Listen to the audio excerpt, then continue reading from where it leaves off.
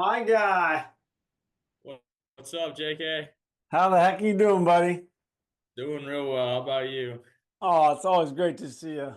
Good to see you too. It's been a while. Yeah, I just wanted to kind of get on the chat. A, an excuse to see you and catch up, which is Yeah. always good. B, just to connect, and my end goal here out of this would be to grab a clip or two and that I think would be beneficial for maybe a high school kid or a college kid to hear. Obviously, you want to get where you want to go, and maybe just hear a story, your process, whatever comes up in the conversation. Honestly, that might help kind of the generic kid out there, and that's what it is. Because in the end, that's what I'm doing now. I'm trying to bring more awareness to these Mhm. kids of how hard it is and what you have to do to get there. And I think for you is looking back on your process was like Coach Savage talked about you so highly and was like, hey, he's way ahead of the game, on the mental side of it, just so on and so forth, things you and I both know. Um, but then it was like you actually worked. And then you were able to implement things and make adjustments and then work some more and then work towards it and find something new that worked and then work towards it, right? And like just the growth mindset would be like Skylar Hales. That's what it was, right? So like let's start off with that is how can you summarize if you take a step back, bird's eye view down over the last year, 2 years, this is going to be your third year in the Pro Bowl? Yeah, second full season.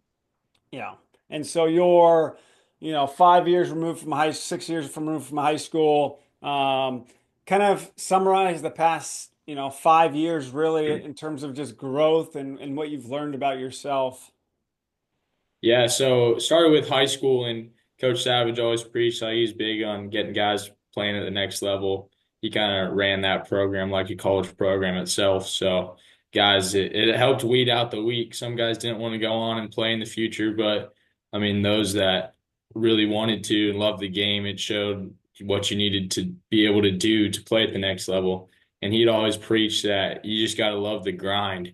And at the time, I didn't really know exactly what that meant. Everyone's like, "Oh, you love the grind." Like, yeah, I mean, I love getting out there. And my junior year, I tell people how I'd wake up, zero period weights, start at 6:45, took five AP classes throughout the year, and then would go off early, go straight to baseball practice, and then after that, basketball conditioning, and then basketball open gyms.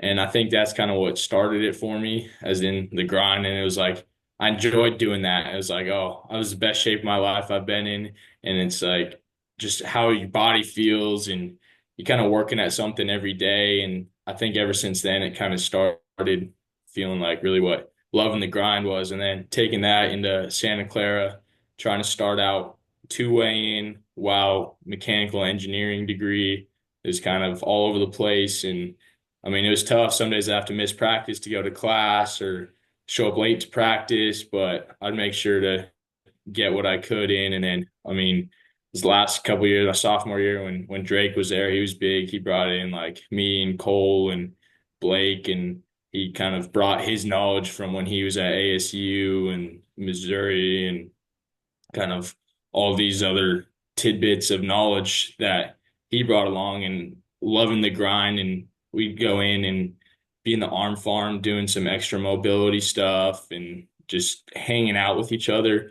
And then that kind of brought in a side of it, like surrounding yourself with the people that also want to do the same thing and finding that group and being able to grind with each other. That's huge because, I mean, you can go out there and work out by yourself as much as you want, but if you have someone next to you that's pushing you every step of the way, like, oh, 5 pounds more, 5 pounds more, like in the weight room, and or 10 minutes more studying in the classroom, something like that. And it just helps motivate you, I guess. And then and as I've developed that into pro ball, I've started going with something I learned at Santa Clara was my motto's trying, or I guess goal slash motto is to be the best at the boring, which is like your daily routine and every day in and out. You have to do the boring stuff, and it's the people that's what separates people is the ones that can go out there and do those things every single day, stick to your routine, and be able to do that knowing it's boring and knowing that you might not see instant results, but in the future it's going to help you greatly. Compound right there. Yeah.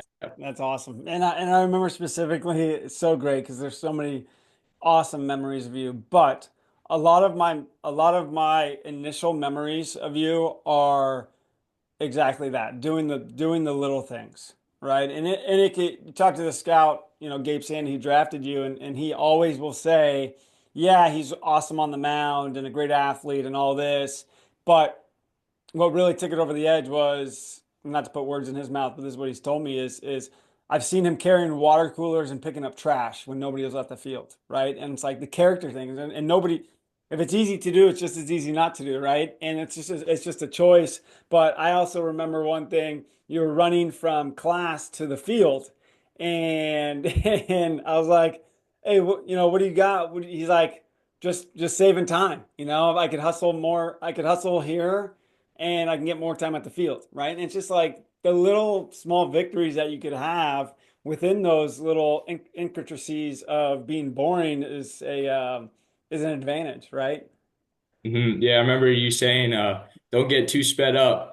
And I came back with a little witty response or something. It's like, I'm going to speed up the things that can be sped up, and so then I can slow down in the other things. Oh, so good. So good. I remember that. Yeah, you were over by the gym running across the street or Yeah. something. Yeah, that was fantastic. I loved that a lot. I hadn't, although I hadn't really thought of it. I haven't really heard about that. But thinking back to it, when I was in college, in your shoes, when I was at Santa Clara, I would I would run from class to the field as well so I can get to practice quicker. I just didn't have I guess the the idea behind it. It was like, just get me to the field, get me to the field. I don't want to miss practice from that side. Let's talk a little bit like development of you as a human being, right? Great parents. Okay, I've met them both, but nobody else has.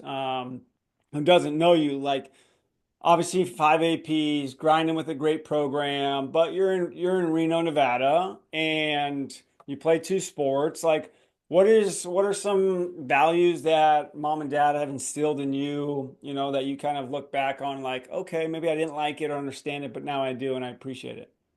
Yeah, so my mom, she's from Malaysia, and so her ticket to the US was school, and so she grinded out her whole childhood of academics, studying all day, every day, and then made it over here. And it was the same way, and it shows off in her career now. She's probably one of the best at what she does. And then my dad, he swam at UCLA, so that instilled that athletic background.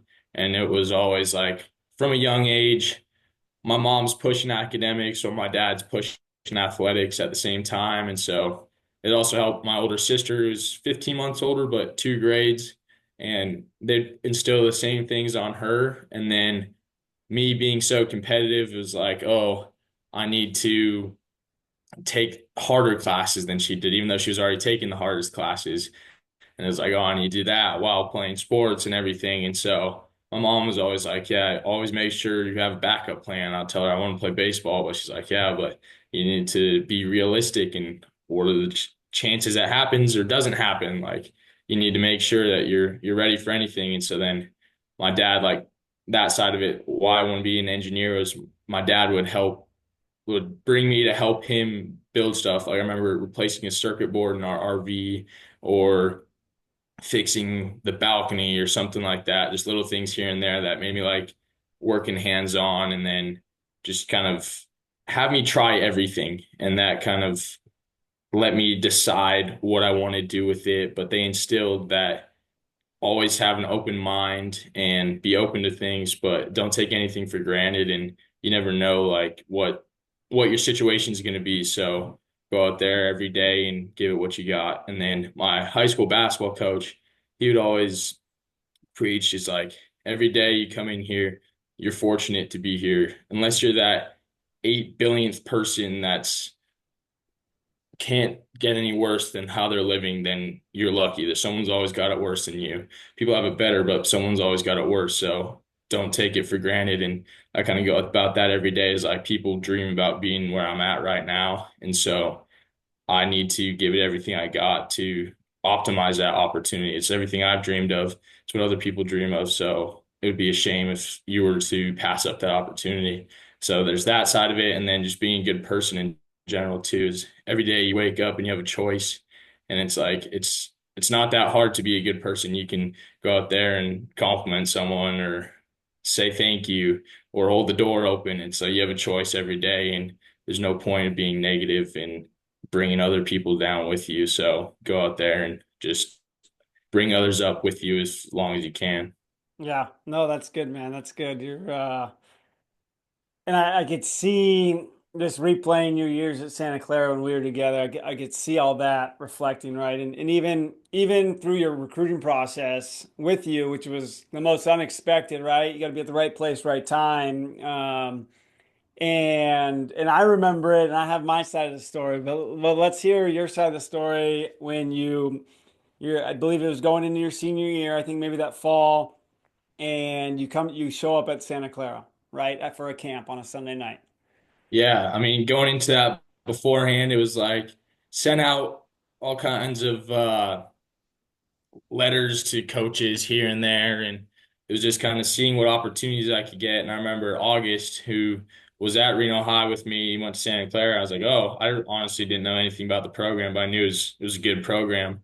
And then and my high school coach, he also went there. So he's like, yeah, he knew about it. And so then I remember sending out letters and like emails, stuff like that. And then you're like, oh, we got to see you down here. And it was at the end of the fall. I was starting to get a basketball season.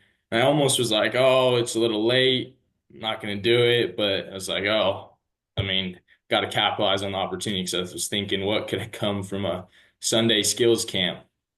But that's where everything came from. And I remember I applied to this school beforehand. I applied to a bunch of schools academically and was like, oh, see what I can do athletically. I'll reach out to coaches and stuff like that. And then I remember showing up, taking some batting practice, throwing a little bullpen, meeting with you before, kind of running me through what the school was about, and then going home afterwards. And it was kind of just, I remember you calling a couple weeks later and it was like, oh, we like you, but we got to see if you can get into school first because that's already gone through academically. And so it was just a waiting game from there. And then once I did get in, and then you gave me another call, and then, yeah, the Yeah. rest was history. Yeah, that's awesome. And let's go back to the BP round and then the bullpen because those are good stories. Is what I recall is just a you were hitting homers. I think it was machine BP, right? And you were hitting homers to left center or left field, and you were, it wasn't the prettiest swing,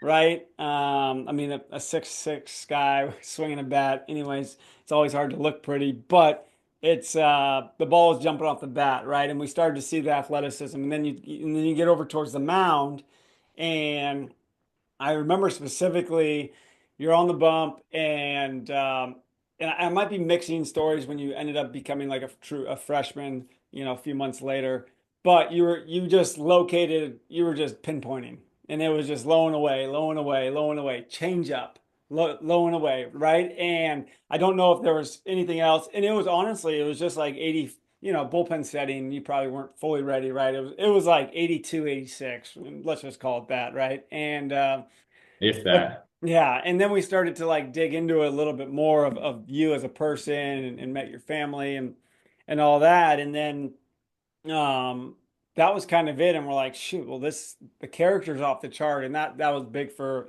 Santa Clara and just recruiting the right kid. And that's what it is. But that's what I specifically remember from the camp. Anything that I missed there or to add or Not really, but I just remember throwing that bullpen. I really didn't even throw a changeup then, but I was like, oh, I gotta throw everything and thinking all about the string at the bottom of the mound or at the bottom of the zone over at the plate, and that was the first time like seeing that. But in high school, everything was emphasized like location wise, so I was like, oh, how many times can I hit that string? Because it's there, it's got to mean something. And so then I guess it worked out. Okay, and then a few months later, you get on campus, you throw your first bullpen, right? Trying to do the two-way thing, and so you throw a bullpen, and I'm over there watching. And you're out of the stretch only, and you have about a leg lift that is almost kneeing yourself in the head. Like so you're like a 1-7 to the plate, and Coach Filter, head coach, pitching coach says, "Hey, all right, well we got to have a slide step here," and he's like, and I believe you're like, "I don't know what that is. I don't know how to do it. I Nobody's really ever gotten on base last year. Is that am I Yes, stretching the truth there?" it's somewhat is uh we had side steps. I kind of had a side step, but he's like, "Oh, we're gonna work on it here." And it was like, "Oh, I haven't used one in a while, so I hadn't had anybody get on base." It was a shortened COVID season, so there was only 10 innings or so, but I do Yeah. remember that. Filter was like, "Oh, Yeah.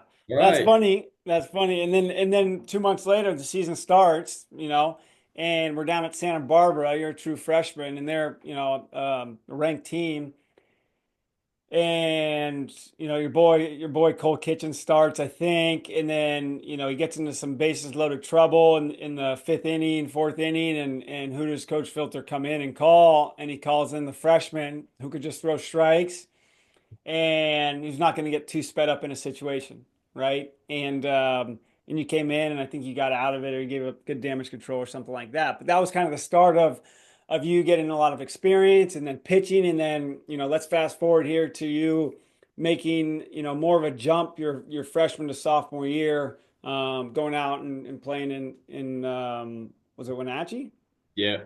Yeah, and then so like what took the big jump, not a big jump, but what took the jump from freshman year to sophomore year?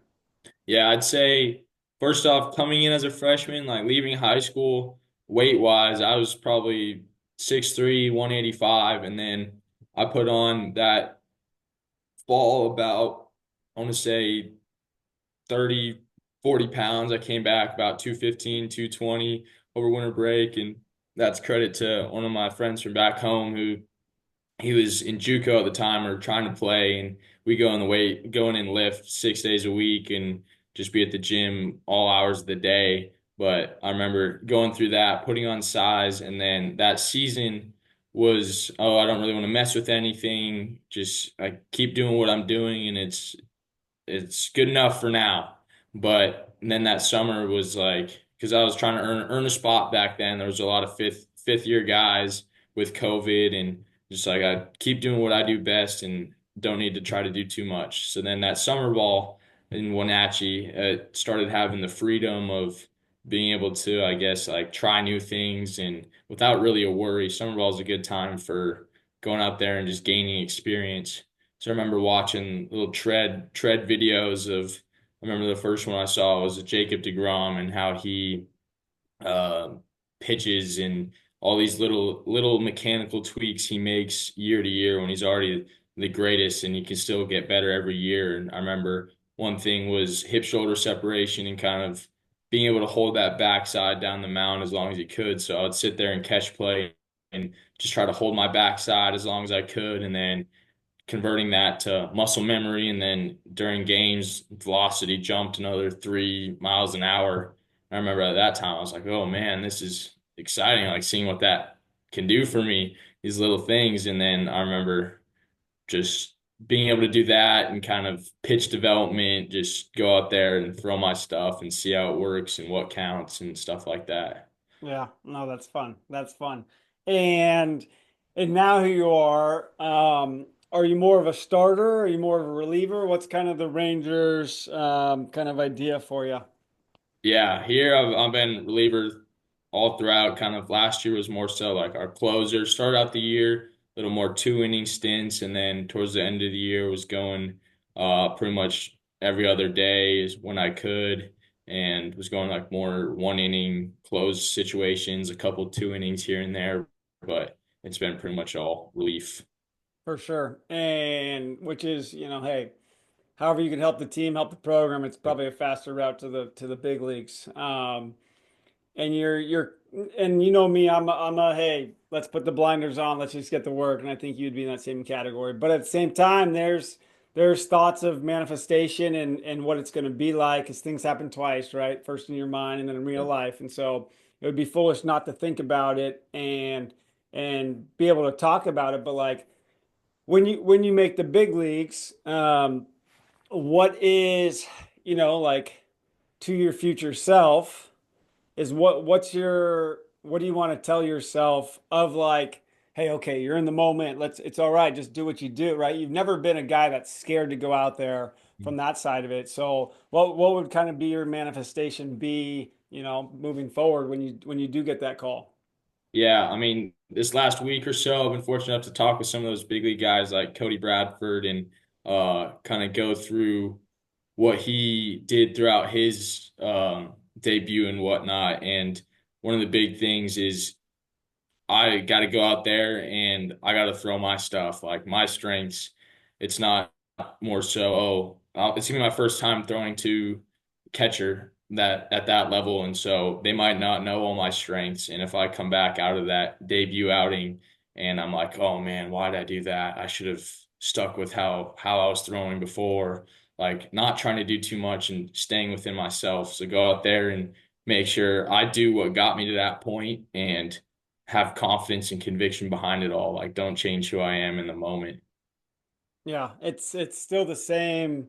To hold up the ball, it's still the same ball, right? Yep. Still the same 60 feet 6 inches. It doesn't matter who's in the box, whether it's your best friend or whether it's a future Hall of Famer, right? It actually doesn't matter. You're just going out there and you're throwing the ball over the plate. And hey, the odds are in your favor as a pitcher, and you throw enough strikes to do that, and you have good enough stuff. So, no, that's definitely exciting, and that time will happen when it happens, and I'm not afraid to talk to you about that because I know that you're just, as you said, you're going to continue to dominate the boring stuff and knowing that that's going to help you on your path of getting there and staying there, right? It's not just about Yep. getting there. It's about, and I think, me working with high school kids now or being around college kids, it's like, okay, what's your goal? Oh, I want to get a Division I scholarship. I want to be a MLB player. I want to get drafted, right? It's like, okay, well, what happens when that does happen, right? And we have to have the whereabouts to either shoot higher with our goals, or we have to be able to have the whereabouts to adjust and not get complacent. What is your thoughts um, just in the sense of you were kind of talking about with your parents of not getting complacent, and you said that, but like to these high school kids, to these college kids, what's the biggest gap from where you're at now to where maybe you were a couple of years ago? What's like the biggest things you've had to work on? Yeah, I'd say consistency and routine, I guess. It's like in college, you have everything's different every day, and you might have class before practice and not be able to get everything you need in before, but really dialing in on a routine, whether that's before going to bed at night and making sure it might be a person that gets some stretching in before bed, like something to put yourself better for the next day. Maybe it's visualizing. It's something that helps you and kind of you can use those earlier years like every day. Even for me now, it's changing day to day, as in I'm learning new things, but my routine will stay the same and I will need to add some here and there, but finding a time to do that is important, and then just sticking to a routine. And that's what I hear a lot about these big leaguers, guys that make it to the big leagues, and what separates the guys that stay there versus guys that bounce up and down is um, staying who you are and sticking with your routine. It's a lot of mental toughness to be able to stick at that level. I mean, there's challenges every day. It's tough. You're playing 6, 7 days a week. You're in big leagues. You're traveling across the country, and being able to stay within who you are and say get the work in you need to that day. It's important to stay consistent. I'd say consistency and routine is the most important. Yeah, and as you get there is you got to have the awareness of what that is, right? And what I knew back when in high school wasn't a lot, right? But it seems like as your trending is now you're starting to be aware of what's gotten you there. Keep that, right? Oh, that didn't work for me. I put on 25, 30 pounds in the off season because I did X, Y, and Z. Okay, I'm going to continue to do X, Y, and Z. Like I've seen you eat, you're a, if if you were to take your shirt off, like you're like a Greek god, young man. It's impressive. But like talk about nutrition and going back to that year, that maybe freshman year where you gained 20, 25, 30 pounds is yeah, you're moving weight, getting stronger, more explosive, but there's the nutritional value. Yeah, I'd say at that time, being at home was a huge part of it because my dad and mom, they'd be making dinner and make extra food for me. And so I think getting in the morning, if you have the goals of gaining weight, is staying consistent with that, getting a lot of protein in. Um, at that level, I wasn't really tracking it. It was just kind of let's see how much I could eat every day. Me and some of my friends would start this thing like the Clean Plate Club. You're going out there, you're grabbing your food, you're making sure you finish every single bite of it, and then there's no waste in food. But being attentive to that, I'd say, is you go in, you have your breakfast, your lunch. You may not be that hungry, but you make sure you get your pre-workout meal in and get your lift in and make sure, especially to get that post-lift meal and make sure it's within 30 minutes or so of your workout. And then that's the weight gaining side of it. A big thing that also helped me was this protein called casein protein. It's kind of like a slow digestive. And take that, I'd take a shake of that before going to bed. And it kind of helped me, I guess, keep weight on and good for recovery.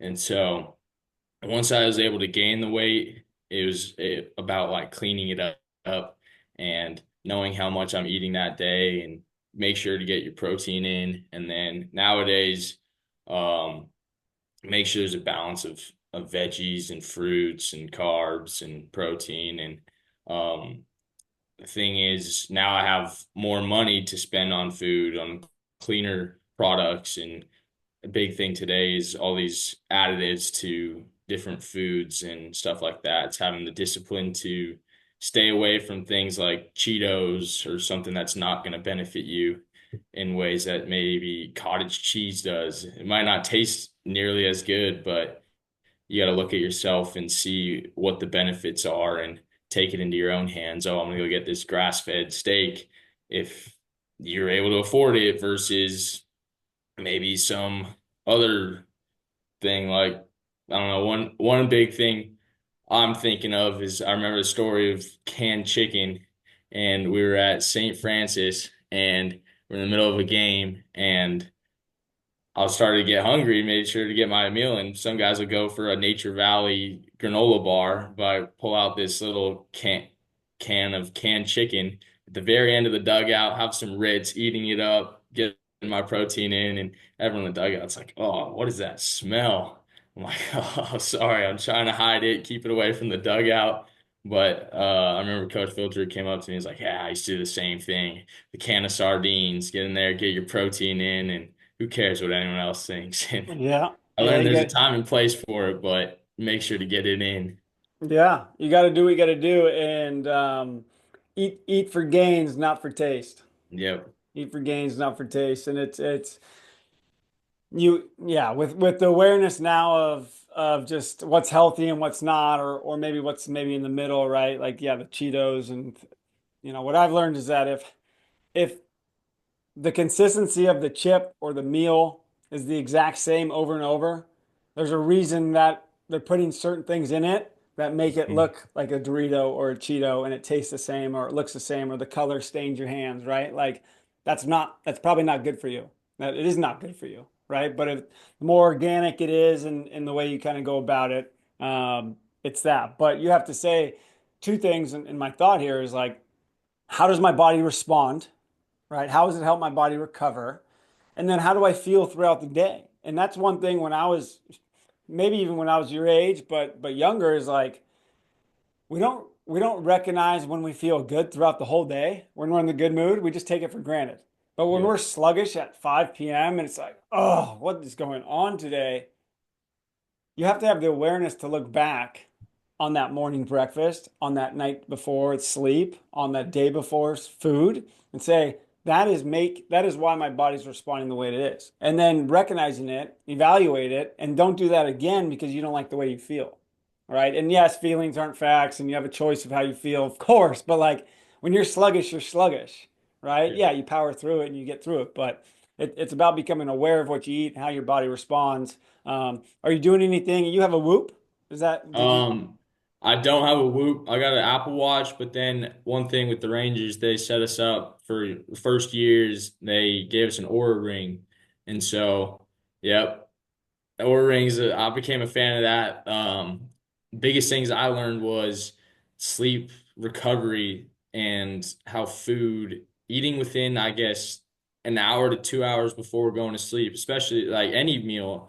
But the cleaner you ate, the easier you were able to get back to your, I guess, like balance point and be able to recover that night. And so, like, I know it's tough for us here. Yeah, the late game, finish the game at 10:30 or so, and then get a meal in and be able to sleep soon after that and recover well. But it's about what you put in your body with that. It's if you're going to sleep soon to dinner time or close to your dinner time, then you better put something good in your body. And I think that's the biggest thing. And then like things like magnesium and tart cherry juice actually help my recovery, boost that HRV, and help stabilize that heart rate before going to sleep or while sleeping and able to recover better. Yeah, good awareness. Good awareness for sure. Yeah, that's the one thing. That's always the fine line, especially for these athletes, is like, okay, you play a doubleheader and it's 10 p.m. Do you not eat because you want to have a better recovery? Or do you sacrifice that for the 2000, the 1500 calories, right, of the whatever you're eating, the burger and fries or whatever's available that late? From that side of it. But it's good awareness, no doubt. Yeah, man. What do you got for me, dude? I'll give a little story about how I learned to a couple tidbits of how I became who I am now, I guess, throughout my minor league experience is my first outing here was in one of the AZL games and we're facing the Brewers, I think, and all the new draft guys are there and going out there and first outing, like in a 9 pitch battle with the first rounder from Wake Forest, Brock Wilkin, and end up throwing him a curveball, slider, heaters up, everything, and he just keeps fouling them off here and there, and then end up throwing a fastball top of the zone at like 95, and he hits it out for a bomb. And I'm like, oh, okay, hitters here a little bit different. And then my next outing, I go out and I really didn't throw a changeup much, but I was like, oh, I got to do it. There's a lefty, I think he was a high school guy, and blow a heater by him, but I'm trying to get fancy. And then I throw a changeup that doesn't really move. And I don't know why I threw it because I just blew a heater by this guy. And then takes it deep. And I'm like, oh boy, here we go. Here's minor league baseball. And then end up getting sent out to my first low A stint and get out there, first game, a long day of travel, red eye, get there, and I go, oh, we need you. You better be ready. And I was like, okay, we're losing going into the ninth, and we end up. He's like, all right, if we tie or take the lead, you're in. And I was like, okay, kind of playing catch in the bullpen, and then get to 2 outs, and like, okay, here we go. One of our guys hits a go-ahead home run. We're like, oh, we'll take the lead. Like, okay, here we go. It's go time. Start ramping it up, and then end up think walking the first guy in like a 3-2 battle, getting the next guy out, and then the guy after that hits a walk-off home run. I'm like, oh man, this is quite different than college. But I'm thinking that because I don't know exactly what I'm doing wrong. At the time I didn't know is I back to back to back outings. Each of my first three, I'm giving up these home runs, and then after that, I take a step back and be like, oh, what am I doing? And realizing all of it's kind of me trying to do too much and not kind of trying to be a different player. Second guy, I gave up a home run on a changeup. I don't really ever throw a changeup. I threw two that whole senior year of high school or college before I got drafted. And it's like that's not who I am and not what I'm trying to achieve. And so once I was able to do that, I think I went 10 innings and only allowed one base runner. And so it's kind of like that moment of I need to just stick to my strengths and be who I am and not try to do too much. That was one time. And then another one was also first after getting drafted, and one of the other guys, he gets sent out to affiliate ball pretty quickly, and I was getting eager. I was like, "Oh, I'm over here in Arizona, and I'm throwing in these games and wanting to get sent out as well." And so every day I'd come in after the game, and I'd be looking around, seeing if their coach was calling anyone into the office and all that. And I was like, "Okay, this isn't who I am either, and I need to take a step back and realize like." Be where my feet are right now. I need to go win today and just stay here. Like I'm gonna be here for the rest of the year. Just do everything you can to get better day by day. And then next thing you know, right when I do that, a couple days later, they send me out to affiliate ball. That's a big moment for me is like stop trying to look into the future and wanting all this stuff for myself. If it'll happen, if that's what's supposed to happen. And so if I don't give them a choice either, if I go out there and dominate everything I'm supposed to be doing and be the best person I can be the best teammate, be the best player, perform well, and I do that all by completing my daily routines and doing everything I need to and kind of staying within myself, then it'll work out how I want it to.